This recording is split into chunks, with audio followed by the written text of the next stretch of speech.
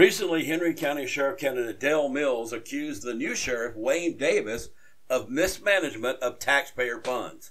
All right, this is coming right off the Dale Mills for Sheriff of Henry County Facebook page. It says mismanagement of taxpayers' funds. It says at a June meeting, the Henry County Board of Supervisors approved an additional appropriation of $594,180 to cover shortfalls for the sheriff's office related to inmate housing revenue and covering various budget expenditure overages.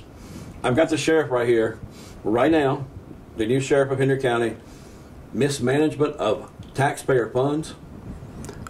I was made aware of that allegation this morning, Charles, and I believe you even had some people call into your show, and with people inquiring, I think as the sheriff of Henry County, I owe the citizens an explanation for this. And quite simply, it's false and misleading. There is no mismanagement of any funds.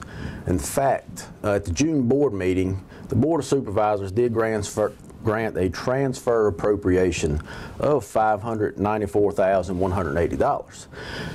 So to explain how that happened, the Henry County Sheriff's Office has a total budget of $21 million.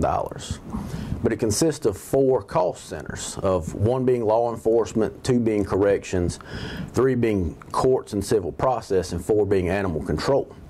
So the budget is estimated for each of those cost centers, but at the end of the year, it's customary for every county department, not just the sheriff's office, to present a balanced budget at the end of the fiscal year. And that's exactly what we've done. We presented the balanced budget. However, what we've done is we moved some money. We had savings and reduced spending in some of those 4 cost centers. We were able to take that money, move it to where we had budget overages, but we presented a balanced budget.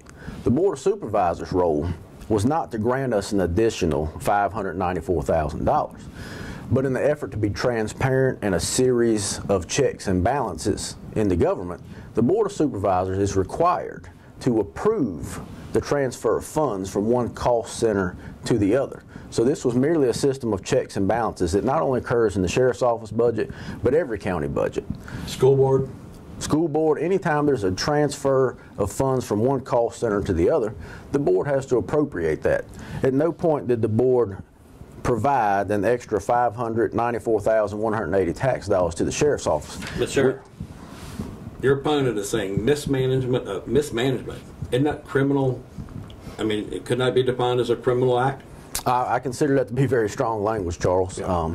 It certainly indicates that we have done something inappropriate, which is just not the case. Mm-hmm. Like I said, we simply moved money from... Is it defamation?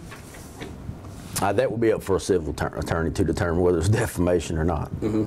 So I think today what we need to do is just educate the citizens about the sheriff's office budget and to explain that this allegation is simply... Is it an amateur mistake? It's false and misleading. I think what it comes from, Charles, is just simply whomever's responsible for this just does not understand local government finances, and they're just uneducated and somewhat ignorant about the sheriff's office budget. Right, but you read this and it looks like they had to go dig up $600,000. It does. Extra. It looks like the Board of Supervisors had to give us $600,000 more to balance our budget, which, as you can see by the transfer and appropriation, I think even Deborah's willing to explain it on a show, is that's just not what happened. We balanced our budget from within our own funds, which is customary across all county departments.